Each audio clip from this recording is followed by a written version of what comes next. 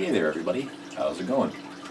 It is Mike again, as I promised, and we are coming to you with the very first instructional video on the Tamiya TT02. And I'm going to give you the full rundown on both its construction, how it's put together, a little bit about the electronics, we're going to talk a little bit about the racing, the wheel and tire options, and we're going to talk about what kind of transmitter I'm using. But this is going to be a pretty short video that's going to be really informative, and we're just going to quickly run down the major talking points for now.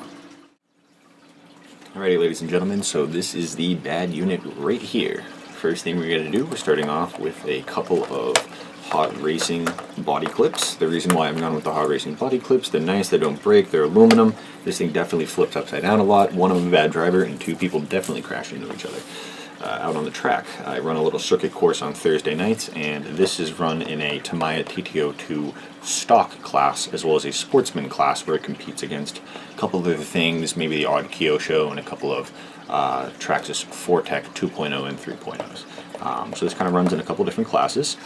We're going to pop the top on this thing.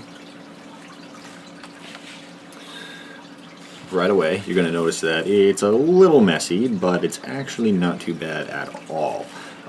First things first, we have a 2S LiPo that I have strapped down here, two body clips to remove the battery tray tie down. It is a Spectrum 30C 5000 milliamp battery, G2, and I like to use this with the Spectrum S155 charger. Next up, we're going to keep the electronics going first. We have an SR315 receiver, which is actually a pretty nice piece, on top of a Hobbywing ESC. Now the Hobbywing ESC and the Mabuchi 27-turn torque-tuned motor are included in the box with the vehicle as part of the kit. The SR315 can be purchased for $80 along with an SLT3 and an SR315 combo from Horizon Hobby for $80. This is a very plain Jane Power Hobby 88 MG servo. The thing costs $30. And then a little Integy fan cooler here, nothing too special there, and simply soldered to an IC3 connector on the end. Now, the reason why I did this is pretty much as cheap as you're going to get one of these. I was lucky enough to price match a main at my local hobby store with this vehicle. This vehicle was $111.99. Popped on a relatively cheap receiver, which ran me about, I think, 50 bucks. Which is definitely not the cheapest you can get, but I had run a DX5 transmitter, so this made perfect sense for me. So between that, this is $30 every single day on Amazon. So is the Integy stuff. This is like a $10. I stacked two $10 coolers with a fan that came with one of the $10 coolers. And otherwise, she is pretty much stock alongside a set of Duratrax. Very plain Jane. They're just slicks. There's nothing really going on there. They're just completely slicked out bad boys. And some Racing steel front axles just to help the turning a little bit on the stock setup. The Racing CVDs have a little bit better diff cup here on the inside and where it connects to the hub to allow for a little more articulation in the steering. But anyways, yeah, this actually was a Mazda 3 originally, which is why it has the red chassis. The red chassis is supposedly called the harder composite, and I can kind of tell. I mean, it's taken scratches a little bit better than some of the other ones I've seen, but at the same time, a lot of the screws on this strip. It is an entirely Phillips head screw kit, which is not a bad thing, but you have to be very careful when applying them to the plastic. I've actually gone and put M3 hex heads along the entire thing for where I service it the most, especially on the gear drivetrain. It does come with bushings and the whole 9 yards throughout the entire thing, not bearings, and they are plastic bushings and not brass or bronze bushings. So those will wear out quickly. Fast Eddie makes a kit. I did not go that route. The bearings in this are actually only really on either side of the spur gear to support the diff side and the drive shaft side. And those are actually just Traxxas, generic Traxxas bearings that come in a little pack of 2. Those fit just fine. A lot of stuff will fit just fine. Actually, whatever you can find, go to your local hobby store, have one of the plastic bearings in your hand, ask a gentleman to go and find a bag that matches that, buy 2 bags, just take 4. Really just support the main drive shaft components and you're fine. A lot of people like to do the wheel hexes, which I will do at some point. The actual bearings on the inside of the hub, they have quite a bit of play and wobble at this point, especially for me driving relatively aggressively. They have a lot of play on there. But it doesn't really cause the car not to track straight, so I haven't had an issue with it. But anyways, I just wanted to say, yeah, this is my bone stock Tamiya TT02. Just to run down one more time, we got just a really cheap power hobby servo, an SR315 receiver, the stock ESC and motor that came in the box, which is a little hobby wing, and a Mabuchi 27 turn, little Inchigi cooler, and actually to finish it off, I do race pretty competitively into the SR15. I have a little 6-inch lead that then goes to my race transponder here. This is a modified version of a MyLapse transponder. And the gentleman who runs the circuit and the racing actually has the mothership that records these as they go by, and you know, we have a bunch of cars in the track at the same time, and these really are really helpful. So I actually chose to get one of those, and I plug it into an adapter lead. This looks much messier than it actually is. It's really not that bad. All the wires are just coiled. And like I said, it plugs directly into this 2S battery here, no problem. Directly to the Spectrum connection. For anyone who's wondering, no, if you get a G2 battery, you can still use it even if it doesn't have the center telemetry wire that you would normally need for charging. It's not required to just plug it into something else. It's no problem.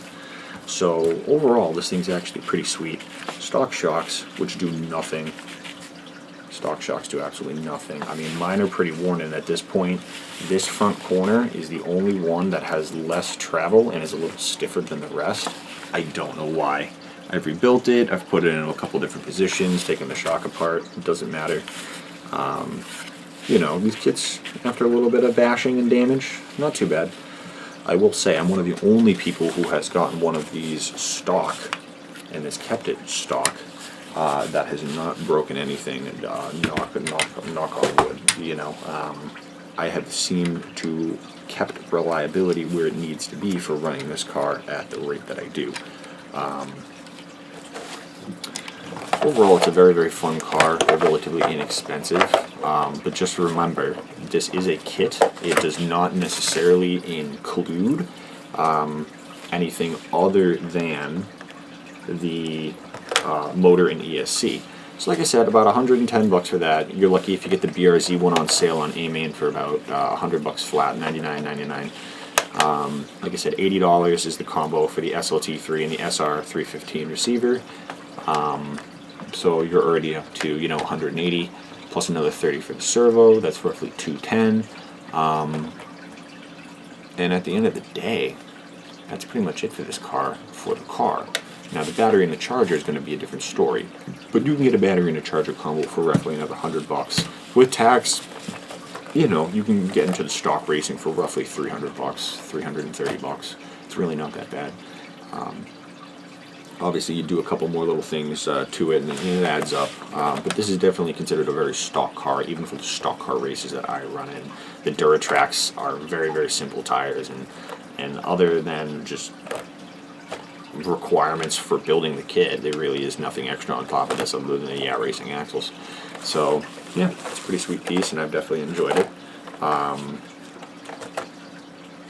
Body has a little bit of history. Used to be actually owned by the race director, and I ended up trading him for this one. You know, not a bad piece, and I've enjoyed it. It's definitely visible because we do end up racing at night. But essentially, yeah, that's just the rundown. Like I said, just a super quick little tips and tricks on what you're going to need to get this together. In terms of building it, the instructions are very clear. All the bags are labeled. I almost call it like RC Legos. The instructions are very clear as to what you open first, to what goes where, what components you're working on in coordination with the picture that you're looking at. It's all very clean and all very straightforward. So I have really enjoyed this car quite a bit, and honestly, at the end of the day, it has been really enjoyable. I run it slammed, as you can see, but don't be deceived. These are actually still in good height condition. The difference is that I've trimmed a lot off of the side skirt, off of the front lip, and the rear valence. so that it can have an absolute slammed wheel tuck look, but theoretically, functionally, the body really isn't anywhere close to the ground and is not going to rub. It's pretty much maxed out. It's essentially what you would call in real life, as the kids would say, it's kit low. It's not actually low. It's just kit low. Therefore, it doesn't actually scrape. It just looks low. As opposed to being low or static low, and you're scraping all over the place. But this actually performs really, really well. And overall, I have a lot of fun with it. I'm actually going to be racing this upcoming Thursday, and as part of that, I will be taking plenty of footage of the car and everything else like that. So hopefully it should actually be a good time, and we can go from there. So at a bare minimum, hopefully you guys will get to see a little bit of action of this thing running this upcoming Thursday.